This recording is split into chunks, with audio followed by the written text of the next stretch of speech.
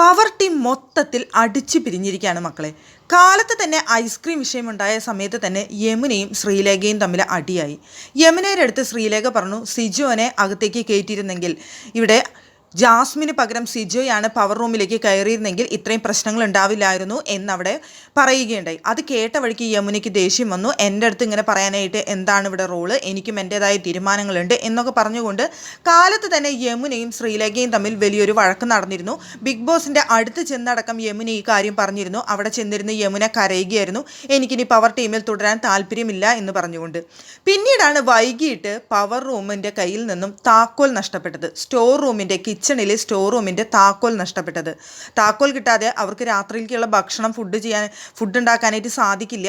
അപ്പോൾ അവിടെ എല്ലാ മത്സരാർത്ഥികളും എല്ലാവരും കിടന്ന് തെരഞ്ഞു താക്കോല്. എന്നിട്ടും കിട്ടാതായ സമയത്ത് എല്ലാവരും കൂടി പവർ റൂമിൻ്റെ മുന്നിൽ വന്നിരുന്ന് താക്കോൽ വേണമെന്ന് പറഞ്ഞ് പ്രതിഷേധിച്ചുകൊണ്ട് സമരം ചെയ്യുന്ന ഒരു സീനുണ്ടായിരുന്നു.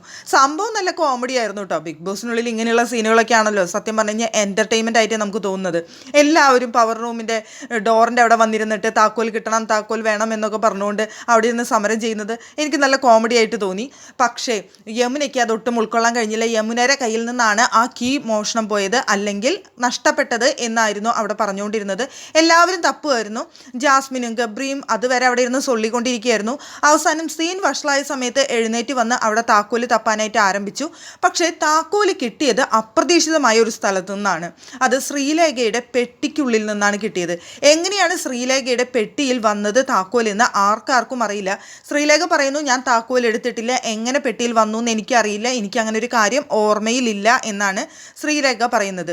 പക്ഷേ ആരെങ്കിലും കൊണ്ടുവച്ചതാണോ എന്താണോ എന്നറിയത്തില്ല. എന്തായാലും ഇതിന് കൃത്യമായി ഉത്തരം തരണമെങ്കിൽ ക്യാമറ കണ്ണുകൾ തന്നെ നമുക്ക് തരേണ്ടി വരും. എന്തായാലും താക്കോൽ തിരിച്ചു കിട്ടി. എല്ലാവരും കിച്ചൺ ടീമിൽ ഉള്ള എല്ലാവരും പറഞ്ഞു ഞങ്ങൾ കുക്ക് ചെയ്യില്ല എന്നൊക്കെ അവർ പ്രതിഷേധിക്കുന്നൊക്കെ ഉണ്ടായിരുന്നു.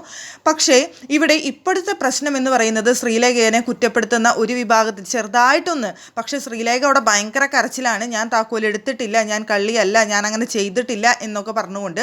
പക്ഷേ ഇതിനുള്ള ഉത്തരം കിട്ടണമെന്നുണ്ടെങ്കിൽ ലാലേട്ടൻ തന്നെ വീക്കെൻഡ് എപ്പിസോഡിൽ വരേണ്ടി വരും.